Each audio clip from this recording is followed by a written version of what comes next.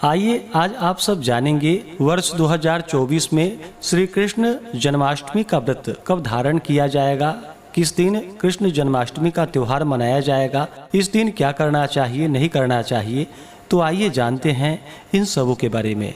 आप सभी भक्तों को श्री कृष्ण जन्माष्टमी की ढेर सारी शुभकामनाएं। आप सभी के जीवन में भगवान श्री कृष्ण की कृपा से आप सभी को सभी प्रकार के सुख और समृद्धि की प्राप्ति हो।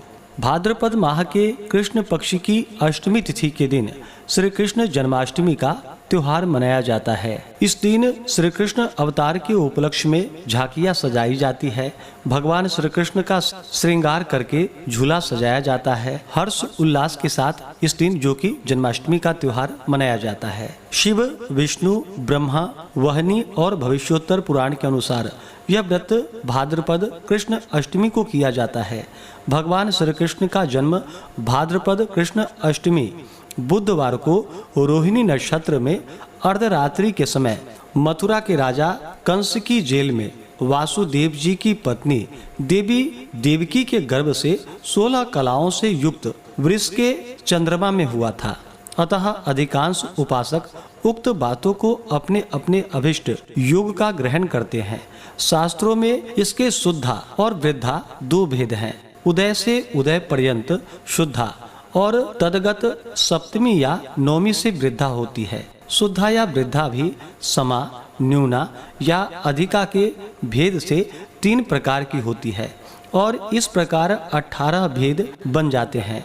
परंतु सिद्धांत स्वरूप में तत्काल व्यापनी जो कि इस व्रत को अर्धरात्रि में रहने वाली तिथि अधिक मान्य होती है। यदि वह 2 दिन हो या दोनों ही दिन न हो तो सप्तमी वृद्धा को सर्वथा त्याग करके नौमी वृद्धा का ग्रहण करना चाहिए। यह व्रत जो कि सर्वमान्य और पापघ्न व्रत जो कि सभी प्रकार के पापों को नष्ट करने वाली है तथा सभी प्रकार के सुख और समृद्धि को प्रदान करने वाली है।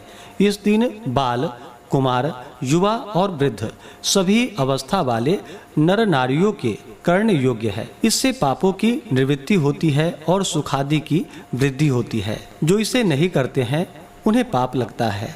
इसमें अष्टमी के उपवास से पूजन और नवमी के तिथि में पारण से व्रत की पूर्ति होती है। व्रत करने वाले को चाहिए कि उपवास के एक दिन पहले यानी कि सप्तमी तिथि के दिन लघु भोजन करे। शुद्ध और सात्विकता का पालन करते हुए सात्विक आहार ही ग्रहण करनी चाहिए। रात्रि में जितेंद्रिय रह करके भगवान श्री कृष्ण का स्मरण करते हुए ब्रह्मचर्य का पालन करते हुए सप्तमी की रात्रि सोनी चाहिए और अगले दिन अष्टमी तिथि के दिन सुबह प्रातः स्नान आदि से नित्य कर्म से निवृत्त होकर के सूर्य, सोम, यम, काल, सिंधु, भूत, पवन, दिक्पति, भूमि, आकाश, शेखर, अमर और ब्रह्म आदि को नमस्कार करके पूर्व या उत्तर की ओर मुख करके बैठनी चाहिए। हाथ में जल, फल, कुश, फूल और गंध लेकर के व्रत का संकल्प लेना चाहिए। भगवान से प्रार्थना करनी चाहिए कि हे भगवान श्री कृष्ण, आज मैं श्री कृष्ण जन्माष्टमी का व्रत धारण करने जा रहा हूँ या करने जा रही हूँ। इस प्रकार से संकल्प ले करके ममाखिल पाप प्रशमन पूर्वक सर्वाष्ट सर्वाभीष्ट सिद्धये श्री कृष्ण जन्माष्टमी व्रतमहम करिष्ये। इस प्रकार से अपने नाम और अपने गोत्र का उच्चारण करते हुए संकल्प करना चाहिए। मध्याह्न के समय में जो कि काले तिलों के जल से स्नान करके देवकी जी के लिए सूतिका गृह नियत करे, उसे स्वच्छ और सुशोभित करके उसमें सूतिका के उपयोगी सब सामग्री यथाक्रम रखे।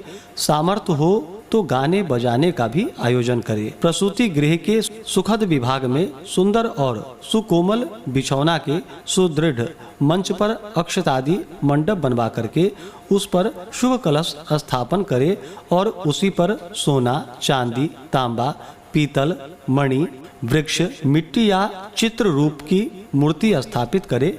मूर्ति में प्रसूत श्री कृष्ण को स्तनपान कराती हुई देवकी हो और लक्ष्मी जी उनके चरण स्पर्श किए हुए हो, ऐसा भाव प्रकट रहे।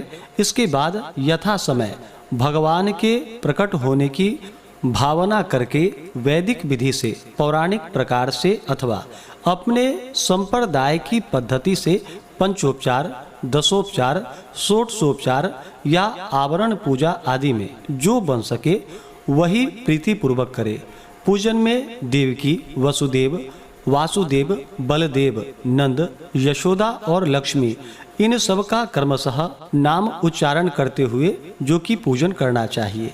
अंत में प्रणमे देव जननीम त्वया जातस्तु वामनः वासुदेवात् तथा कृष्णो नमस्तुभ्यं नमो नमः सपुत्रार्घ्यम प्रदत्तम में गृहाणेमं नमोस्तुते से देवकी को अर्घ्य दे और धर्माय, धर्मेश्वराय, धर्मपतये, धर्म संभवाय, गोविंदाय नमो नमः से श्री कृष्ण को पुष्पांजलि अर्पण करे। तत्पश्चात जातकर्म, नालच्छेदन, षष्ठी पूजन और नामकरण आदि करके सोमाय, सोमेश्वराय, सोमपतये, सोम संभवाय, सोमाय नमो नमः से चंद्रमा का पूजन करे और फिर शंख में जल, फल, कुश, कुसुम और गंध डालकर दोनों घुटने जमीन में लगावे और क्षीरोदार्ण व संभूत अत्रि नेत्र समुद्भव गृहाना अर्घ्यम शशांकेमं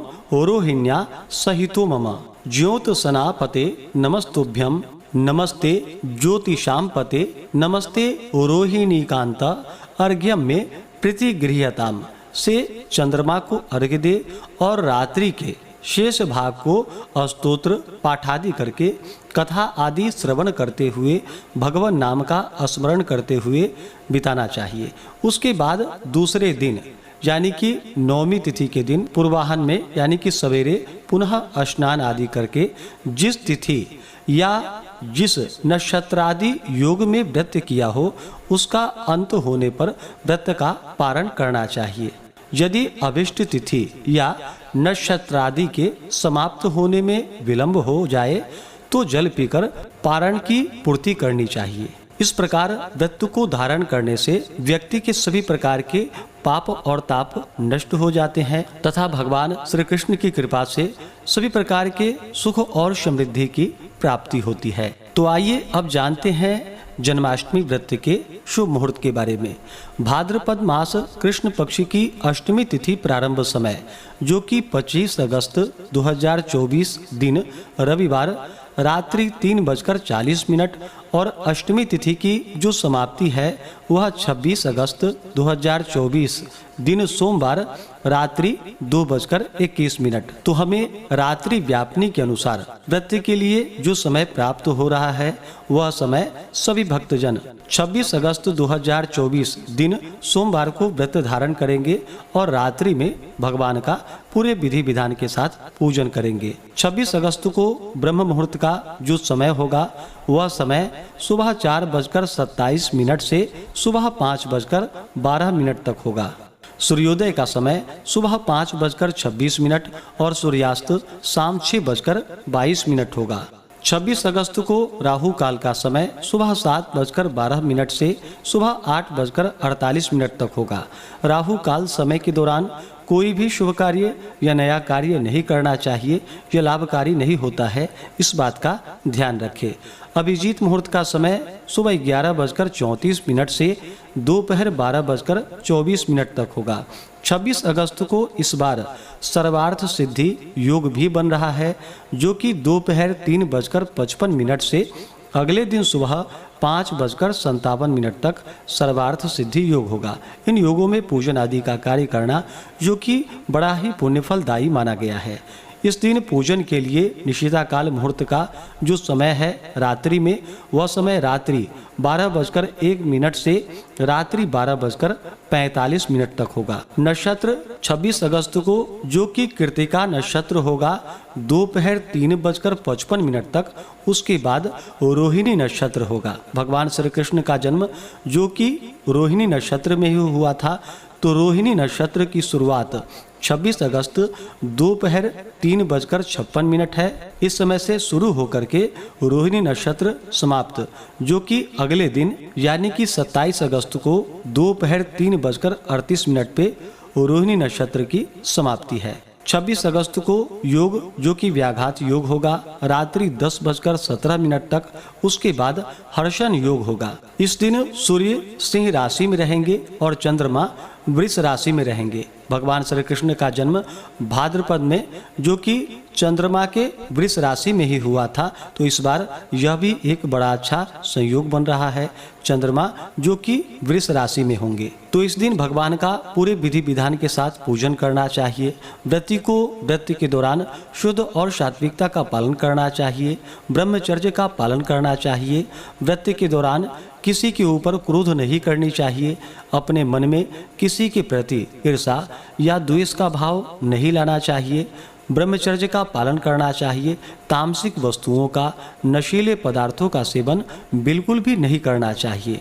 पूर्ण भक्ति भाव श्रद्धा के साथ भगवान का पूजन करना चाहिए। इस प्रकार भगवान का पूजन करने से, व्रत धारण करने से भगवान अपने भक्तों के ऊपर अति प्रसन्न होते हैं।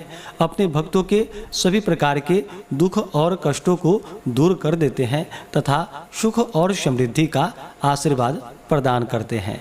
तो आशा करता हूँ कि यह जानकारी आपको अच्छा लगा हो। ऐसे ही ज्ञानवर्धक जानकारियाँ प्राप्त करते रहने के लिए, व्रत पूजा के बारे में जानने के लिए, कथा को सुनने के लिए चैनल पे अगर आप पहली बार आए हैं तो चैनल को लाल बटन दबा करके सब्सक्राइब करें। साथ में बेल आइकन घंटी को दबाएं ताकि आने वाली वीडियो का नोटिफिकेशन आपको समय से मिल